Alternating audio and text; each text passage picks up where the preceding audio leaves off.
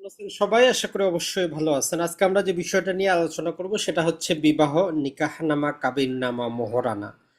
তো নতুন নতুন আমরা যারা এই বিয়ে শাদী করতেছি বা যারা এই ছেলে মেয়েদেরকে বিয়ে শাদী দিবেন, তো বিয়ে করতে তো কোনো সমস্যা নাই। ওই বিয়ের যে ডকুমেন্ট সেটাকেই আমরা বলতেছি কাবিননামা।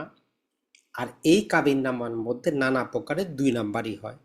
সংসারটা যদি ভালো চলে কোনো সমস্যা নেই, কিন্তু ওই যে স্বামী স্ত্রীর মধ্যে যখন তালাকের প্রবণতাটা যেহেতু বাংলাদেশে বর্তমানে বেশি, তো এই জন্য বিয়ে করার সময় কাবিননামার মধ্যে কোন তিনটা চারটা জিনিস না দেখলেই নয়।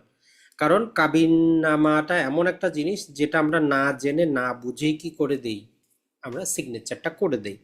এটা ছেলের যেমন অধিকার, মেয়েরও তেমন অধিকার। তো দুই পক্ষই অবশ্যই অবশ্যই কাবিননামাটা ভালো করে পড়ে দেখে তারপরে সিগনেচারটা করবেন। অথবা যারা অভিভাবক আছেন, বিয়ে শাদী দিচ্ছেন, দুই পক্ষের কাছ থেকে বিষয়গুলো আগে জেনে নেবেন যে বিষয়টা এইরকম ঘটতে যাচ্ছে।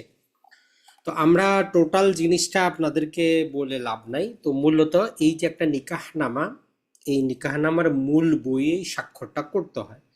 তো সবকিছুর পরে যে জিনিসটা গুরুত্বপূর্ণ ওই কয়েকটা লাইনই শুধু বলে দিই, বাকিগুলা তো নাম ঠিকানা তেমন কিন্তু কিছু না। এটা হচ্ছে যে দেনমোহরের পরিমাণ, মানে কাবিন নামা কত টাকা, এইটা এই কলামে লেখা থাকে। তাইলে যখনই আপনি সিগনেচারটা করবেন, দেখবেন যাতে এইটা সংখ্যায় এবং কথায় উভয় ভাবেই যাতে লেখা থাকে। অনেক ক্ষেত্রে আপনার 50,000 টাকে 5 লক্ষ বানানো হয়, 5 লক্ষকে 50 লক্ষ বানানো হয়। তার মানে 3 নম্বর কলামের মধ্যে কি হয়, নানা প্রকার ভাবে ম্যানিপুলেশন ঘটে, সেখানে নানা প্রকার 2 নাম্বারই করা হয়। তাই দেনমোহরের পরিমাণটা দেখে তারপরে সিগনেচার করবেন, ছেলের জন্য যেটা, মেয়ের জন্য সেটা। এরপরে নর্মালি বাংলাদেশের দেনমোহরগুলো দুইটা পার্টে বিভক্ত।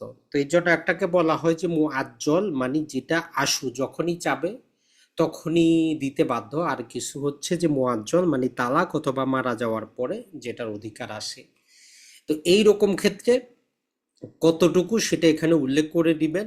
না টোটালটাই পরিশোধিত, অগ্রিম পরিশোধ করা হচ্ছে, এই জিনিসটাও এখানে লিখে নেবেন। তার মানে মোহরানার ডিভিশনটা কেমন, টোটালটা না 50-50, এই জিনিসটা দেখে নেবেন।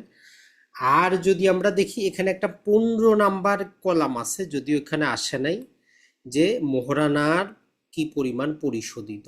তো দেখেন আপনার 50 লক্ষ টাকা হওয়ার পরে যদি এখানে পরিশোধিত লেখা থাকে, তাইলে কিন্তু আপনি পরে দাবি করতে পারবেন না। তো এই জন্য বিয়ের ক্ষেত্রে যে আপনি গয়নাগাটিগুলো দিচ্ছেন, এগুলো কি আপনি অ্যাজ এ গিফট হিসাবে দিচ্ছেন না এই মোহরানার বিপরীতে দিচ্ছেন, এটা আগেই বিয়ের কথাবার্তার সময় ক্লিয়ার করে নেবেন। যদি সেগুলা মোহরানার বিপরীতে দেন, তাইলে এই কলামে পরিশোধিত শব্দটা লিখে রাখবেন। এখন অনেকেই আবার যেটা করেন যে যেটা হচ্ছে যে ভাই বিয়ে শাদী হয়েছে আগে, এখন মোহরানা পরিশোধ করব, ডকুমেন্ট রাখবো কিভাবে।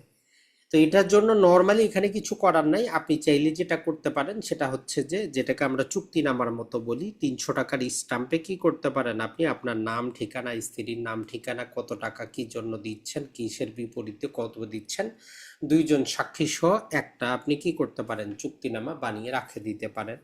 অথবা আপনি চেকের মাধ্যমে পরিশোধ করে দিতে পারেন, তাহলে আপনার জন্য যথেষ্ট। এখন চলে আসি বাকি গুরুত্বপূর্ণ যেটা, সেটা হচ্ছে যে 17 নাম্বার কলাম। বাংলাদেশের আইনে বিবাহটা একটা সিভিল চুক্তির মতো, তো এখানে দুই পক্ষই কন্ডিশন দিতে পারে।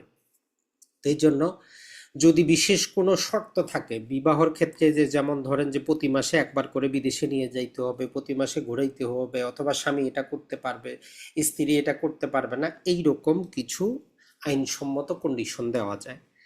এটা চাইতে সবচেয়ে গুরুত্বপূর্ণ যেটা, সেটা হচ্ছে আমাদের এই 18 নাম্বার কলামটা। স্বামী স্ত্রীকে তালাক প্রদানের ক্ষমতা অর্পণ করেছেন কিনা, যেটা আমরা তালাকে তৌফিজ বলি। ইসলামিক আইনে নর্মালি মেয়েরা কোনো তালাক দিতে পারে না। তো পুরুষের তালাক দেওয়ার যে ক্ষমতা, এটাকে 18 নম্বর কলামে যদি কি করা থাকে, ওকে করা থাকে তবেই। এখন দেখেন এখানে লেখা আছে প্রচলিত আইন অনুযায়ী, তার মানে এইটা দ্বারা আপনি প্রতারিত হবেন, এটা দ্বারা মেয়ে তালাক দিতে পারবে না। আর যখনই কোনো মেয়ে বৈধভাবে আসলে তালাক দিতে চায়, নর্মালি আমরা সবাই জানি নারী নির্যাতন মামলা করে, এটা করে সেটা করে পুরুষের জীবনটাই 2 নম্বরে করে ফেলে। তো যাই হোক, এক্ষেত্রে অবশ্যই অবশ্যই যদি আপনি পুরুষ হন, যদি স্ত্রীকে ক্ষমতা দেন, তাইলে লিখে দেবেন ক্ষমতা দেওয়া হচ্ছে। আর যদি মেয়ে হন আপনি ক্ষমতা নিচ্ছেন, তাইলে এখানে লিখে নেবেন যে ক্ষমতা আপনি নিচ্ছেন। এরপরে ১৯ নাম্বারটা পুরুষদের জন্য খুবই খুবই ভয়ানক একটা জিনিস, স্বামীর তালাক প্রদানের অধিকার কোনো প্রকার খর্ব করা হয়েছে কিনা। স্বামীরা কোনো কারণ ছাড়াই তালাক দিতে পারে।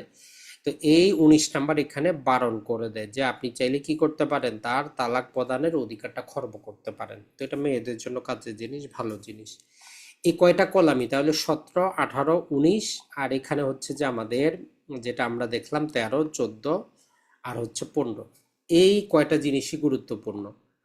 আর এই সমস্ত যে নিকাহনামা আছে এগুলা আপনি যেখানে বিবাহটা করতেছেন, আপনার বাসা কোথায় দেখার বিষয় না। বাসা আপনার ঠাকুরগাঁয়, মেয়ের বাসা চট্টগ্রাম, আপনারা থাকেন ঢাকায়, ঢাকায় আপনি রেজিস্ট্রেশন করবেন। আপনার এরিয়াভুক্ত যে কাজী সাহেব আছে তার কাছে নিবন্ধন করবেন। এই নিবন্ধনের খরচটা নির্ভর করবে আপনার মোহরানার পরিমাণের উপর। ৫ লক্ষ টাকা পর্যন্ত একটা হিসাব, বছর যে প্রতি হাজারে ১৪ টাকা করে, মানে লাখে 1.4, ১৪০০ টাকা করে। আর ৫ লাখের অধিক হইলে এই হার প্লাস ১০০ টাকা করে। আর এরকম একটা নিকাহনামা উনি আপনাকে ফ্রিতে দিবেন। এই জিনিসটা একটু মনে রাখবেন। এখন আপনার যদি এই তালাকনামা বা এই নিকাহনামার প্রয়োজন পড়ে, ওই কাজী সাহেবের কাছেই পাবেন। কাজী সাহেব মারা গেলে, দেউলিয়া হইলে, না পাওয়া গেলে জেলা রেজিস্ট্রারের কার্যালয়ে পাবেন। ওইটার জন্য আপনার এইখানে যে ভলিউম নাম্বার, সিরিয়াল নাম্বার আর তারিখ, এইটা গুরুত্বপূর্ণ। এইটা থাকলেই কিন্তু আপনি পাবেন। আদালতে আসলে কোনো বিয়ে শাদী হয় না। আদালতে আইনজীবীর চেম্বারে আপনি যেটা যান, ওনারাও এরকম একজন কাজী সাহেব ডেকে নিয়ে আসে। কি করেন, কাজী সাহেবের মাধ্যমেই নিকাহাটা পড়ান আর সাথে একটা নোটারি করে দেন, যেটার জন্য আপনার কাছ থেকে এডিশনাল খরচাপাতি নেওয়া হয়। আইনগতভাবে আসলে এই নিকাহনামাটা কাজী সাহেবের মাধ্যমেই সম্পাদিত হবে। এটি খুবই গুরুত্বপূর্ণ, কারণ আপনি তালাক দেওয়ার ক্ষেত্রে কি হবে, এইটাতে যদি ক্ষমতা থাকে তবে স্ত্রী তালাক দিতে পারবে। স্বামীর অধিকার খর্ব করা থাকলে স্বামী তালাক দিতে কিন্তু পারবে না। তারপরে বাংলাদেশে অবৈধভাবে দেখবেন যে নোটারির মাধ্যমে বিয়ে হয়, নোটারির মাধ্যমে তালাক হয়ে যায়, এটা সম্পূর্ণ অবৈধ। আশা করি আপনারা বুঝতে পারছেন। আর আমাদের এই যে কাজী সাহেবরা প্রতিটা জেলা, উপজেলা, সব জায়গায় কিন্তু আপনি কাজী সাহেব পাবেন। এরা কোনো সরকারি কর্মকর্তা কর্মচারী না। আপনার কাছ থেকে যে মোহরানা বাবদ ফিটা নেয়, এটাই এদের একমাত্র আয়ের কিন্তু উৎস। তো ভালো থাকবেন, সুস্থ থাকবেন। আসসালামু আলাইকুম।